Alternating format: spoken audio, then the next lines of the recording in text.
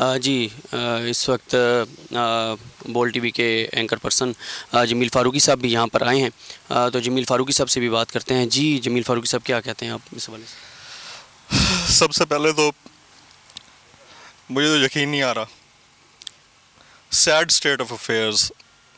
मतलब एक पाकिस्तानी शहरी जिनके घर में 2 शहीद ऑलरेडी अपनी जानें दे चुके हैं, और फिर पाकिस्तान का वो वाइब्रेंट जर्नलिस्ट जिसने सबसे ज़्यादा इस मुल्क के काम किया, वो बंदा क्या ये भी डिज़र्व नहीं करता था कि अपने मुल्क में ही रहता?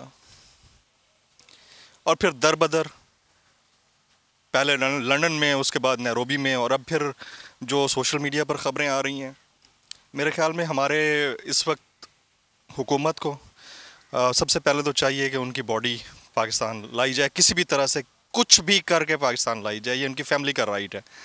दूसरा मेरा सवाल उन मीडिया हाउसेस और जय्यद एंकरान से है, यार आप लोगों को थोड़ी भी शर्म नहीं आती? थोड़ा लिहाज, यानी आप ही एक ठेकेदार हैं मुल्क की सालमियत के, आप ही ठेकेदार हैं अब मुल्क के हुकूक के। आपने एक जुमला नहीं दिया। मैं बड़े बड़े एंकर्स का नाम ले सकता हूँ, कल रात से ये खबर, पहले अफवाह थी उसके बाद खबर बनी, मीडिया हाउसेस में सिर्फ बोल टेलीविज़न और एक आध चैनल और है जो खबर नशर कर रहा है या फिर टिकट्स चला रहा है, बाकी सारे चैनल्स मौत आ गई है, सांप सूंघ गया है, सहाफ़ी नहीं है। यानी मैं किडनैप हुआ, इमरान रियाज भाई के साथ जो हुआ, समी भाई के साथ हुआ, हम लोग सहाफ़ियों में शामिल नहीं है। सिद्दीक जान के साथ जो हुआ, हम सहाफ़ियों में शामिल नहीं है। आपका कुत्ता भी मर जाए तो यार अफसोस करने के लिए आप प्रेस क्लब के बाहर आ जाते हैं। किसी में अगर कोई गैरत है, शर्म है, 2 मिनट के लिए सोच लें यार, अगर आपकी फैमिली में से कोई इस तरह गुजर जाता, जो भी देखें, डिफरेंस ऑफ ओपिनियन पे कोई मार तो नहीं दिया जाता ना। अब ये नहीं पता कि उधर क्या वाकया हुआ है, वो तो डिटेल जब सामने आएंगी, लेकिन कम से कम कंटामिनेटरी ट्वीट्स, कंटामिनेटरी प्रोटेस्ट, ये तो बेसिक राइट है ना।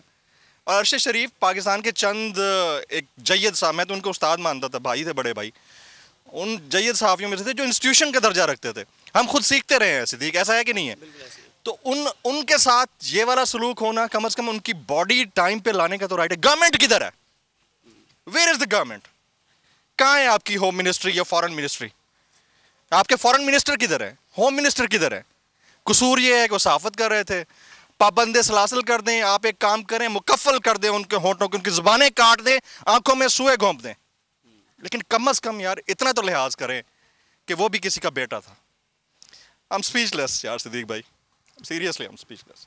एक बार फिर नंबर 1 बोल न्यूज ने एक बार फिर सारे रिकॉर्ड तोड़ दिए। 8 दिन के अंदर अंदर लॉन्ग मार्च का ऐलान हो जाएगा। इलेक्शन पे तवज्जो करते और इसके बाद जो है हम इसको निपटेंगे।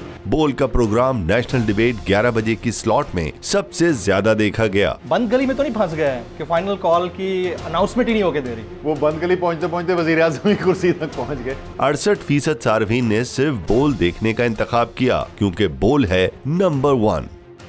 सबसे ज्यादा व्यूज, सबसे ज्यादा रील्स और सबसे ज्यादा रेटिंग के साथ बोल अब भी नंबर 1 पोजीशन पर बरकरार। सब्सक्राइब करें और बेल दबाएं ताकि कोई खबर रह न जाए।